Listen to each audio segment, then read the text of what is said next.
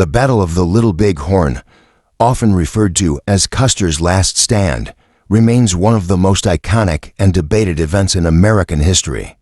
Fought on June 25, 1876, Lieutenant Colonel George Armstrong Custer led the 7th Cavalry into a devastating defeat at the hands of a coalition of Lakota Sioux, Northern Cheyenne, and Arapaho warrior. This battle, which resulted in the near destruction of Custer's entire command, shocked the United States and is still widely discussed in historical circles.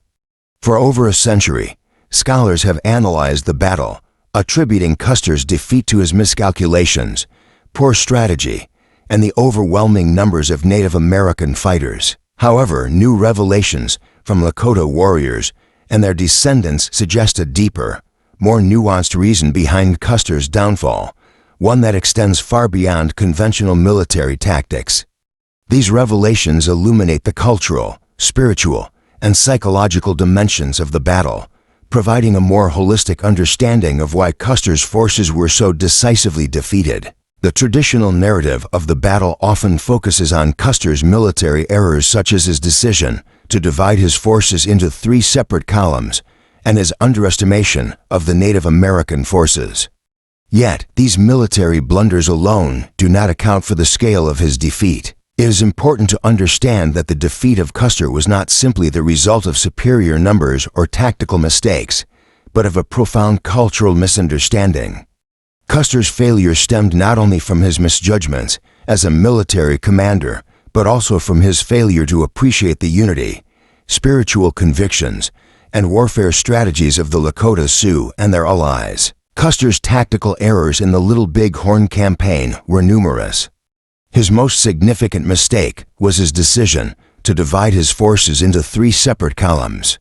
Believing that the Native American warriors would flee at the sight of the cavalry, he assumed that dividing his forces would allow him to encircle and overwhelm them. Instead, this strategy left Custer's men spread thin and vulnerable to concentrated attacks from a highly coordinated and united native force. The 7th Cavalry, which had previously seen success in fighting smaller groups of Native Americans, was ill-prepared for the combined strength and coordination of the Lakota, Cheyenne, and Arapaho forces. The mistake was not recognizing the depth of the Native forces' unity and the strength of their collective resistance. Another miscalculation by Custer was his failure to understand the scale of the Native camp. He assumed the Lakota and their allies were a scattered, disorganized force and underestimated the number of warriors who had gathered for the defense of their land. In reality, the Native Americans had come together for a purpose far beyond mere survival. They were fighting to protect their homes, their families, and their culture from the encroaching forces of the U.S. military. This collective purpose gave the Native warriors a strength that Custer could not have anticipated. The true strength of the Native forces lay not just in their numbers or tactics, but in their unity and spiritual conviction.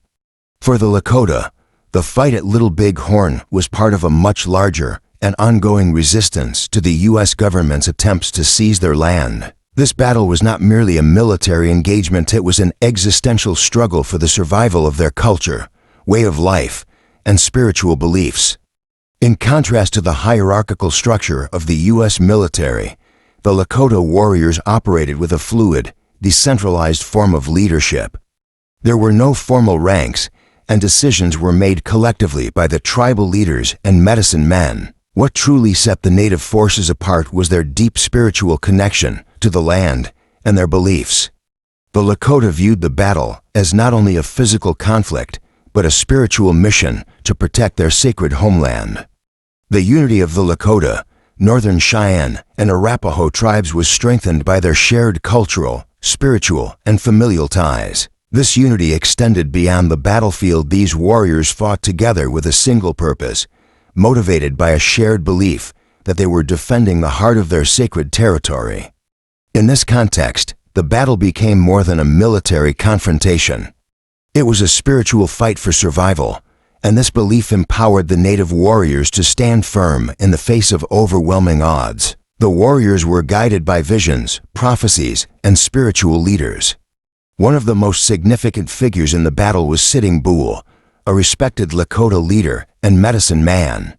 Sitting Bull had a vision before the battle, in which he saw soldiers falling into their camp like grasshoppers, a sign of the impending victory. This vision gave the warriors confidence and strengthened their resolve. For them, the outcome of the battle was divinely preordained.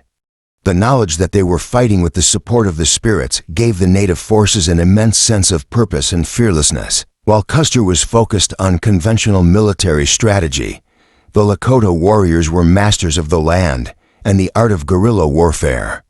One of the critical advantages of the native forces was their intimate knowledge of the terrain.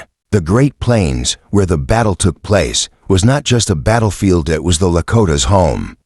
They had grown up in these landscapes, learning every hill, river, and valley, giving them a significant advantage over Custer's cavalry, who were unfamiliar with the region. The Little Big Horn River itself played a crucial role in the battle. For the Lakota, the river was not only a natural boundary, but a strategic feature that could be used to funnel and trap the enemy. The warriors set up their camp near the river, knowing that any approaching enemy would have to cross it. Custer, unfamiliar with the terrain and overestimating his own men's mobility, attempted to cross the river, slowing his movements and disrupting the cavalry's formations. The Lakota, in contrast, used the terrain to their advantage, positioning themselves on high ground and launching attacks from multiple directions. Their ability to disappear and reappear on the vast plains, using hit-and-run tactics, left the U.S. forces disoriented and unable to respond effectively. One of the most effective strategies employed by the native forces was their use of guerrilla tactics. These tactics were alien to Custer, who was trained in traditional military doctrine. The Lakota warriors did not engage in direct, open combat. Instead, they relied on swift, surprise attacks and constant movement. The style of warfare proved to be highly effective against Custer's divided and vulnerable forces. The Lakota warriors' mobility and ability to strike unexpectedly left the 7th Cavalry reeling, unable to regroup or form coherent defense lines. The psychological impact of these tactics on Custer's men was profound. Many soldiers in the 7th Cavalry had been led to believe that the Native Americans were disorganized, primitive, and incapable of mounting an organized defense. This perception was shattered when they encountered the relentless, well-coordinated attacks of the Lakota warriors. The U.S. soldiers were not only facing an enemy that was superior in terms of knowledge of the land and tactics, but they were also faced with a psychological warfare that induced panic and confusion. The Lakota warriors used war cries, the thunder of hooves, and the constant shifting of positions to create a sense of chaos and fear among Custer's men. Many soldiers were paralyzed by fear and lost their ability to maintain military discipline. As Custer's men became increasingly disoriented, the collapse of leadership and morale followed swiftly. Soldiers, many of whom had no experience in combat against such a force, found themselves overwhelmed and unable to respond to the onslaught.